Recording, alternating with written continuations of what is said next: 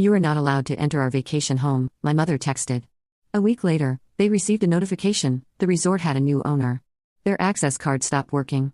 The text from Mom arrived while I was finalizing the resort acquisition paperwork. Diana, given recent events, we think it's best if you don't come to Villa Bella this summer. The family needs time to heal. Recent events. That's what they called me, exposing Uncle Robert's embezzlement from the family foundation. Apparently, stealing millions from charity was forgivable, but reporting it was an unforgivable breach of family loyalty. Ms. Reynolds.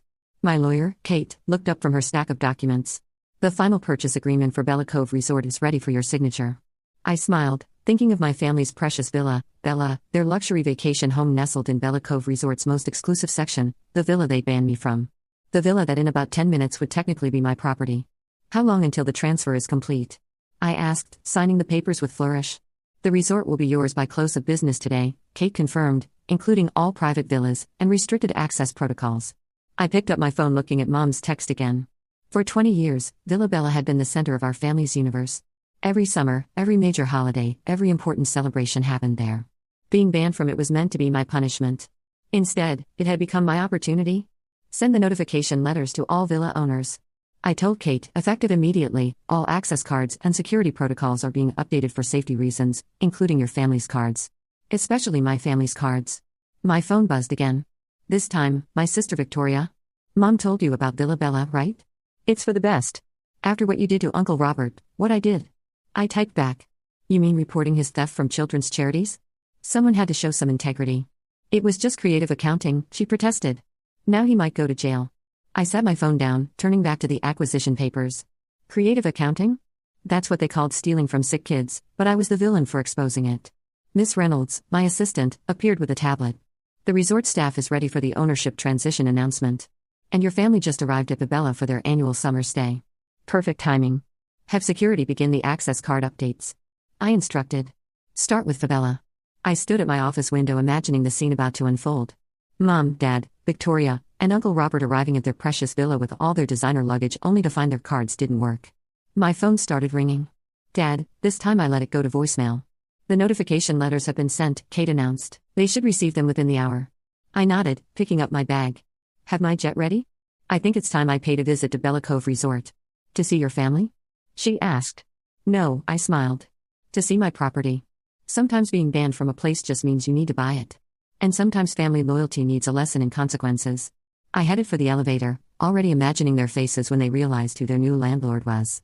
After all, summer vacation was about to get very interesting. Oh, Kate, I called back. Make sure Uncle Robert's notification letter includes a reminder about the resort's zero-tolerance policy for financial fraud. It was time to show them exactly what happened when they chose the wrong side of integrity and exactly who they'd underestimated. The scene at Bella Cove Resort was exactly as I'd imagined. My family stood in the lobby surrounded by their Louis Vuitton luggage while the newly informed staff tried to explain the situation. What do you mean our cards don't work?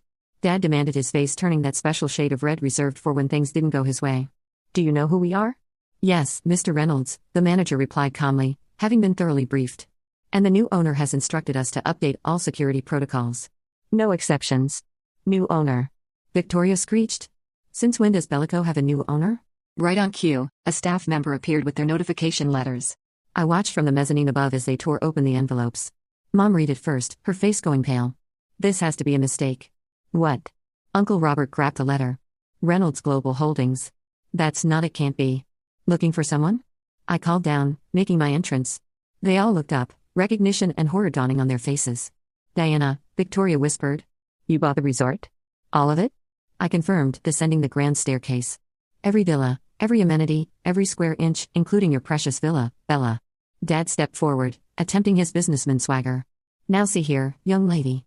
No, you see here, I cut him off. This is my resort now, and I have some new policies to implement. I nodded to the manager, who distributed another set of documents. These are the updated villa ownership agreements, I explained.